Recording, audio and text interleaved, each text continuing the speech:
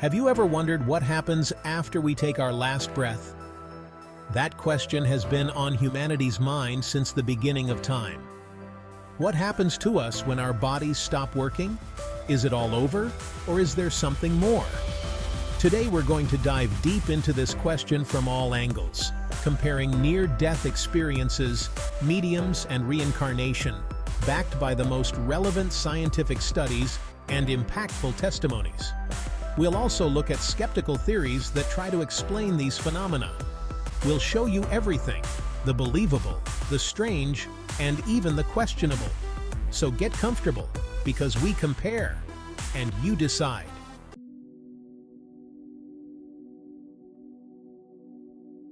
Let's start with near-death experiences, or NDEs. Imagine being on the verge of death, and suddenly, you find yourself outside your body, seeing what's happening around you from a different perspective. People who have been clinically dead and then revived describe seeing and hearing things that, in theory, they shouldn't have been able to perceive. These accounts often include visions of tunnels of light, deceased loved ones, or even peaceful and luminous landscapes. Science hasn't ignored these experiences. One of the most influential studies on the subject is AWARE, led by Dr. Sam Parnia, a renowned researcher and critical care physician at New York University. His team analyzed hundreds of cardiac arrest cases in hospitals, documenting that some revived patients described specific details of what happened in the room during their resuscitation. These details include the appearance of medical instruments and conversations between medical personnel. Some patients were able to accurately recount events that occurred when their brain activity was minimal or even non-existent. And here comes the part that makes even the biggest skeptics think. Some of these accounts have been corroborated by medical staff, who claim that the details the patients described are not something they could have known through conventional means. One of the most famous cases is that of Pam Reynolds, a woman who, during complex brain surgery, experienced an NDE. Despite her brain being clinically inactive, she accurately described specific instruments and conversations in the operating room. When the medical team heard those details, they were perplexed. But here's the really surprising thing: how could they know all this? Science demands controlled and replicable evidence, but these testimonies seem hard to ignore. Can thousands of people be wrong or experiencing the exact same thing by coincidence? These types of stories are repeated in different countries, cultural contexts, and life situations, which makes it difficult for many to explain solely as a psychological experience. And while these cases are not scientific proof, the accumulation of these experiences generates social evidence that challenges our traditional understanding of consciousness and life.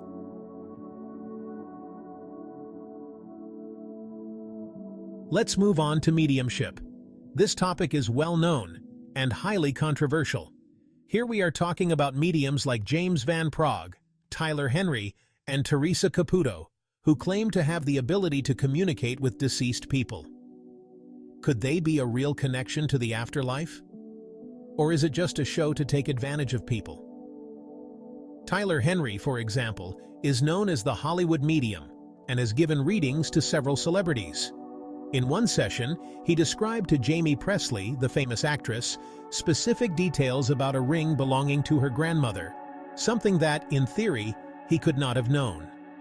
And Henry is not the only one. James Van Praagh has impressed numerous families with specific claims, claiming to reveal details that only the deceased loved one could have known. However, this is where skeptics come in. Critics and some psychologists argue that many mediums rely on something called cold reading, a psychological technique in which broad statements are made, and then the person's reaction is observed to adjust and direct the narrative. Basically, it's a game of probability or manipulation. Additionally, on television shows like Hollywood Medium or Long Island Medium, skeptics argue that the production could be gathering information about participants beforehand, leaving us wondering how much is real and how much is a show. But here comes the hard part to explain. If it were just techniques like cold reading, Why do so many people claim to have received accurate details that they say no one else knew? It is true that skeptics argue that mediums use body language, appearance, and other factors to construct compelling stories. But then, how do they explain the details that participants claim only their deceased loved one could know? This is where mediumship raises doubts among both believers and skeptics.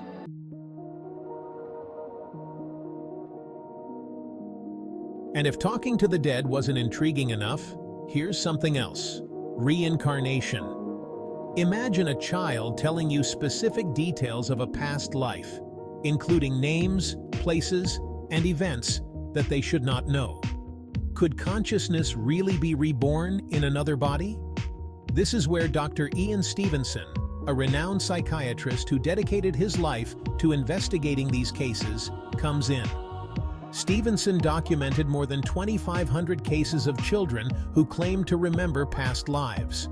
One of the most famous cases is that of James Leininger, a boy who, from a very young age, began having nightmares about a plane crash in World War II. James spoke of specific details of a pilot named James Houston, who died in combat. When his parents investigated, they found that everything he said matched Houston's life and death. Other recent studies have continued Stevenson's work, such as that of Dr. Jim Tucker, a psychiatrist at the University of Virginia, who has continued to research reincarnation and past life memory in children. Tucker has collected similar stories, such as the case of a boy in India who remembered the life of a deceased man and was able to identify his old family and specific details of his past life. Skeptics, of course, argue that these cases could be the product of suggestion or family influences. They say that children can be exposed to information without realizing it, which then allows them to construct stories about past lives. However, when researchers analyze the cases, they find specific and verifiable details that do not seem to have an explanation. Could it be just a coincidence? Or is there something deeper behind these stories?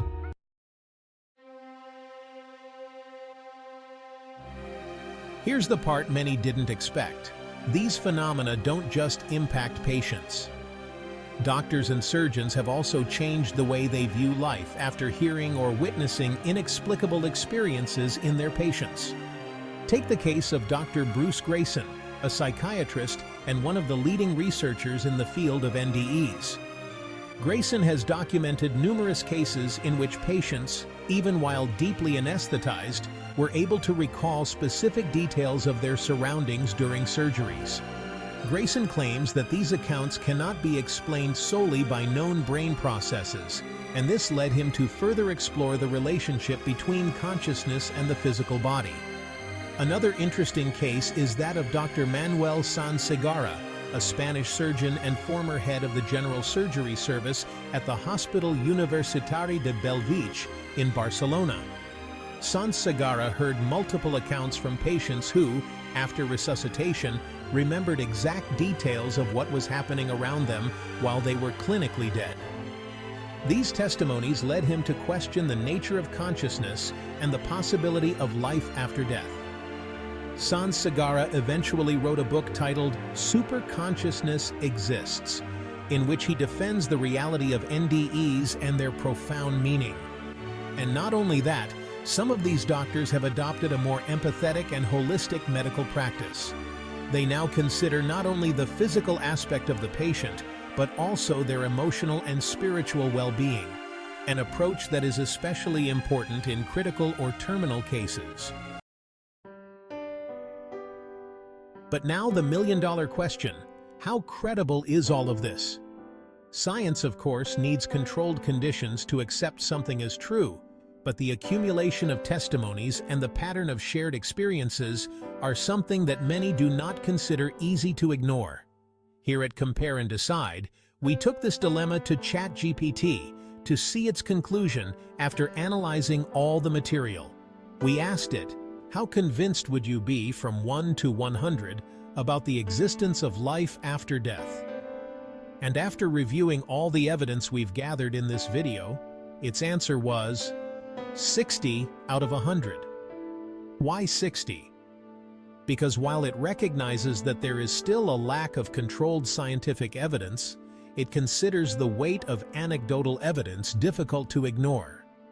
The social evidence and the volume of accounts, for many, already represent an indication that something is happening beyond physical life, something we do not yet fully understand. Ultimately, ChatGPT agrees that science does not have all the answers. But it suggests that these testimonies could be pointing to a deeper and more complex truth about our consciousness, a truth that remains to be discovered. Perhaps it only takes one authentic story to open the door to the possibility of something more. So, what does all this mean? Science and spirituality have been different paths, but what if both were looking for the same thing from different perspectives? Perhaps these phenomena are inviting us to see that the mystery of life and consciousness is much more complex than we think. Curiosity and an open mind are the most powerful tools we have to discover it. Because in the end, the real journey is to understand what it means to be alive. What do you think? Do you believe in life after death? Or do you think these experiences have scientific explanations yet to be discovered? If you liked this video, subscribe for more health, wellness, and lifestyle comparisons. Remember, we compare, you decide.